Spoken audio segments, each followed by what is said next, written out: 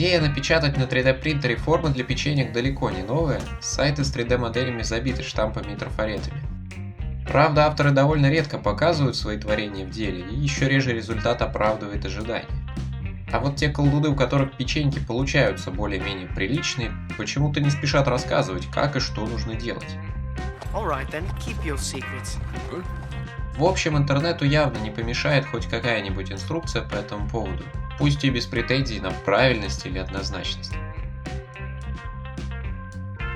Популярные конструкции мне сильно не понравились по целому ряду причин. Более интересным показался вариант напечатать тонкий контур из достаточно стойкого PG, укрепив его решеткой.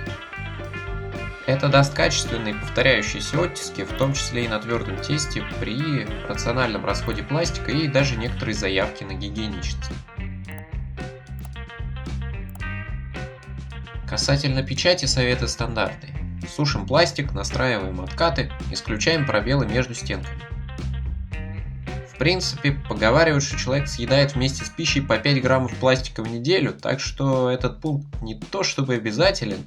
Ладно, и так сойдет. Хотя и рекомендован к выполнению.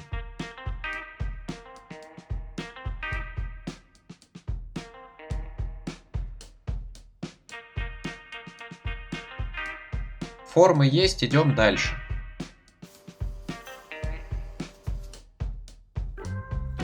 Помешивая на минимальном огне, разводим сахарный сироп.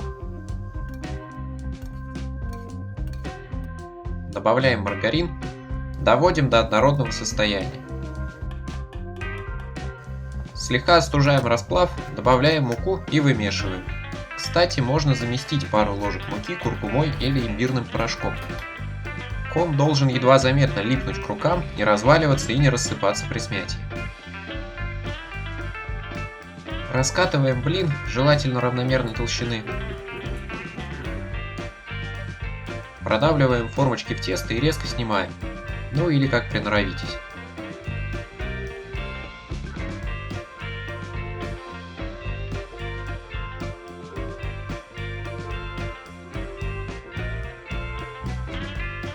Доводим остатки до однородного состояния и повторяем, пока не кончится тесто.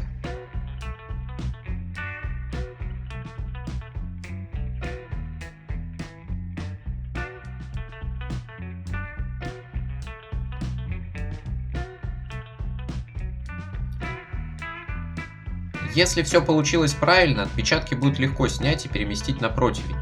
Но пока не приноровитесь с рецептурой, возможно, понадобится подцепить фигурки ножом или подложить бумагу для выпечки.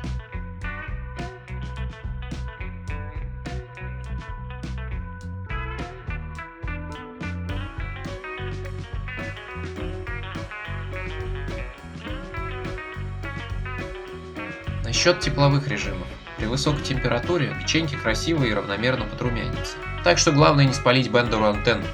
Если сушить их при низкой температуре, то цвет будет равномерным, но печенье станет жестче. По времени не сориентирую, проверяйте не реже, чем раз в 5 минут. В итоге должно получиться нечто подобное. По структуре вроде как напоминают печенье рыбки, если кто помнит. По вкусу тоже, только в меру сладкие. Хранения они не боятся, даже становятся немного более рассыпчатыми со временем.